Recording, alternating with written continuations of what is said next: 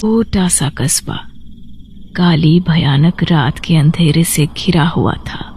तेज चल रही हवा की वजह से पेड़ों की टहनियों और पत्तों की खड़खड़ाहट एक अजीब सा माहौल पैदा कर रही थी।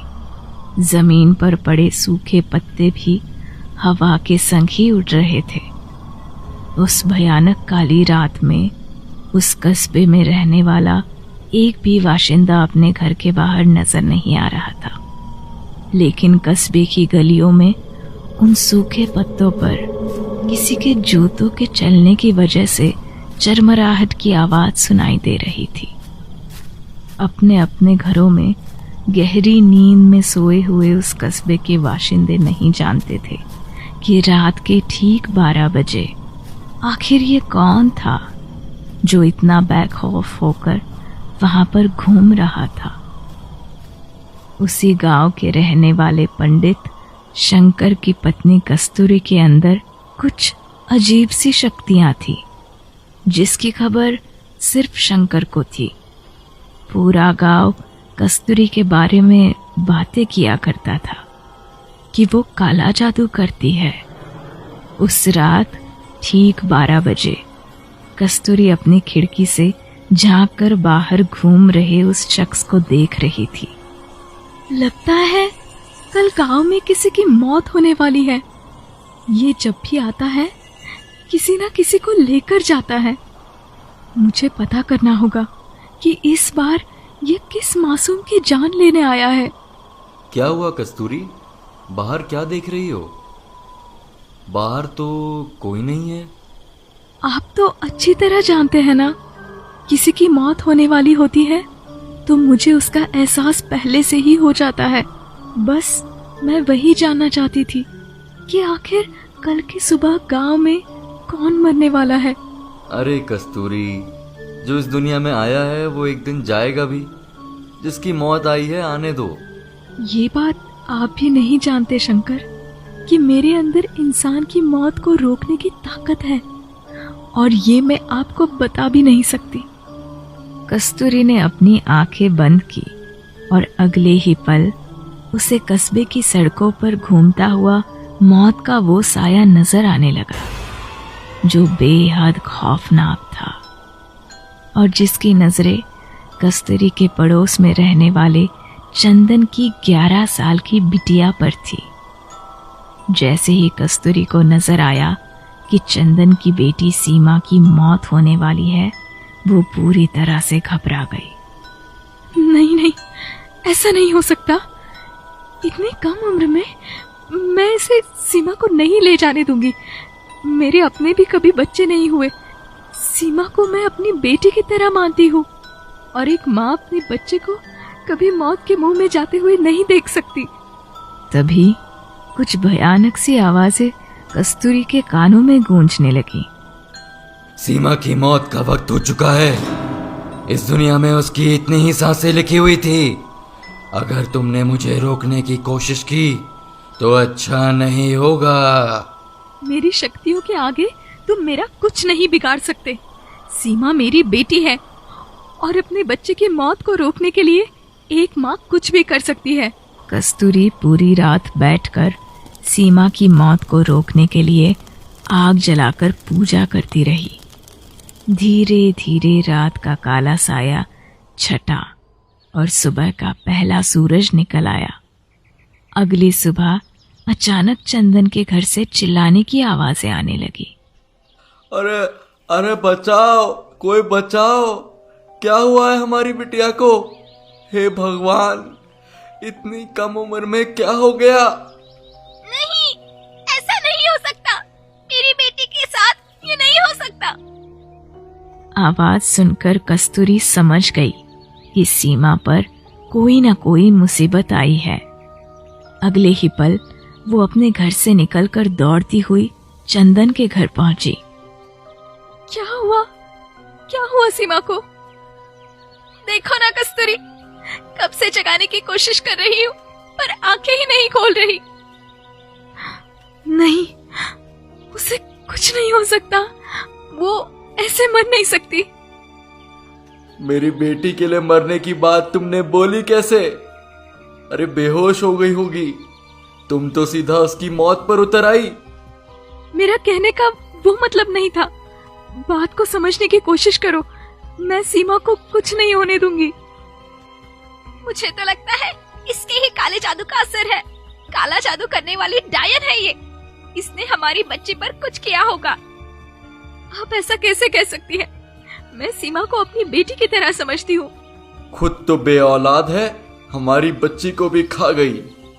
कस्तूरी चलो यहाँ से। ये लोग तुम्हें गलत समझते हैं। इन्हें लगता है कि तुम काला जादू करके लोगों को खा जाती हो। तुम्हारा यहाँ रुकने का कोई मतलब नहीं। लेकिन मैं सीमा को ठीक कर सकती हूँ। वो इतनी जल्दी मर नहीं सकती। उसकी जिंदगी लिखी हुई है। फिर से हमारी बेटी के मरने की बात कही तो अच्छा नहीं होगा। चली जाओ यहाँ से। चंदन और उसकी पत्नी कस्तूरी को अपने घर में नहीं रुकने देते। लेकिन कुछ देर के बाद चंदन और उसकी पत्नी को पता चलता है कि सीमा की मौत हो चुकी है। वो लोग उसकी लाश को लेकर गांव के बाहर शमशान घाट पहुंचते हैं, जहां कस्तूरी भी पहुंच जाती है। नहीं, नहीं, ऐसा मत करिए। इस बच्चे का अंतिम संस्कार मत करिए। ये जिंदा है, मैं जानती हूँ, ये जिंदा है। मरने के बाद तो मेरी बेटी का पीछा छोड़ दो। कस्तूरी अपनी आंखें बंद करती है और अगले ही पल उसे अपनी आंखों के सामने एक अजीब सा दृश्य नजर आता है, जहां सीमा के माता पिता उसकी अर्थी को आग देते हैं, पर उसके बाद भी सीमा अपनी अर्थी पर जिंदा बैठी हुई थी। ये देखते ही कस्तूरी के होठों पर मुस्कुराहट आ गई। वो शमशान घाट में एक पेड़ के पीछे जाकर छिप गई और सीमा का अंतिम संस्कार होते हुए देखने लगी।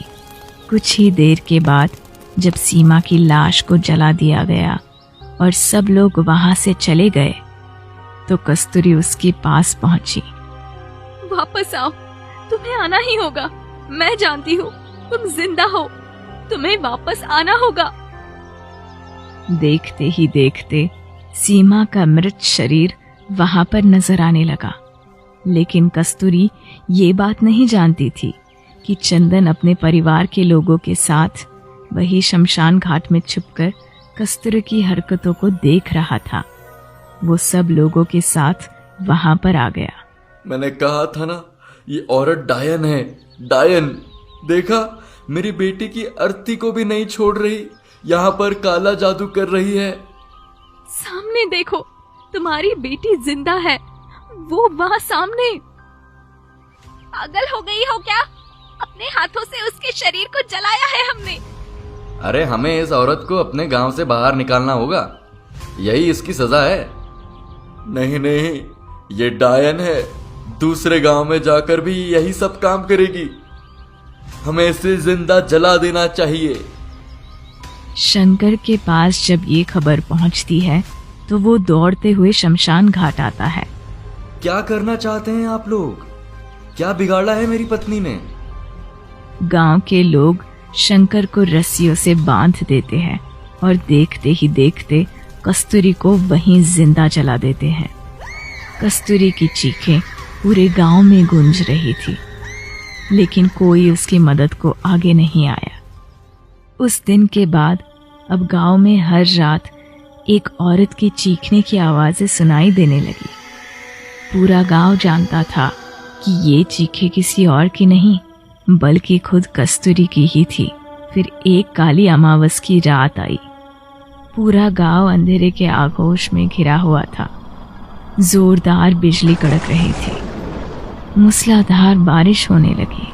अरे सुनती हो, बाहर आंगन में कपड़े सूख रहे हैं, जरा उठाकर तो लाओ। जी अभी लेकर आती हूँ।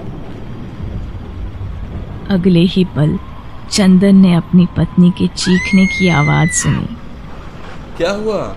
इतना जोर से क्यों चिल्ला रही हो? कोई भूत देख लिया क्या? वहाँ मैंने कस्तूरी और हमारी बेटी सीमा को देखा है। अरे वो दोनों मर चुकी हैं। अरे गांव वालों ने अपने हाथों से जलाया था उस डायन को। वो वहाँ सामने खड़ी है। चंदन ध्यान से देखो। तभी अचानक एक बार और बिजली कड़की और चंदन ने देखा कि वाकई में कस्तूरी और सीमा उनकी आंखों के सामने खड़ी थी। सीमा बेटा, तुम यहाँ, तुम जिंदा हो? हाँ पापा, कस्तूरी चाची ने मुझे मरने ही नहीं दिया। उन्हें मेरी मौत की खबर पहले ही पता चल गई थी और इसलिए उन्होंने मुझे बचा लिया। लेकिन हमने तो खुद अपने हाथों से तुम्हारी लाश को जलाया था। नहीं पापा, जिस रात कस्तूरी चाची को पता चला कि मेरी मौत होने वाली है, उस रात उन्होंने मुझे कहीं छुपा दिया था और मेरी जगह उस मौत के काले साए को एक झूठा आभास करवाया। आप लोगों को भी वही आभास हुआ। कस्तूरी चाची अपनी शक्तियों को किसी के सामने नहीं लाना चाहती थी और इसलिए उन्होंने आप सबके सामने मुझे जिंदा करने का नाटक किया। इसका मतलब तुम कभी मरी ही नहीं थी? नहीं, मैं कभी नहीं मरी थी। मैं हमेशा से जिंदा थी, लेकिन वो मौत का साया हमारे घर के इर्द गिर्द मंडरा रहा था। लेकिन कस्तूरी, तुम जिंदा कैसे हो गई? मैं जिंदा नहीं हूँ। उस रात उन आग की लपेटों ने मेरे शरीर को जलाकर राख कर दिया, लेकिन मेरी आत्मा सीमा की रक्षा कर रही थी। आज मैं तुम्हें तुम्हारी बेटी वापस सौंपने आई हूँ। हमसे बड़ी गलती हो गई कस्तूरी। मेरे ही कहने पर गांव वालों ने तुम्हें डायन कहा। कोई बात नहीं, अपनी बेटी की जान बचाकर मैं बहुत खुश हूँ। मैं हमेशा इस गांव की रक्षा करूंगी। मेरी चीखें हर रात इस गांव में इसी तरह गूंजेगी, जो उस मौत के साए को इस गांव से दूर रखेगी। अब इस गांव में किसी की भी अकाल मौत नहीं होगी।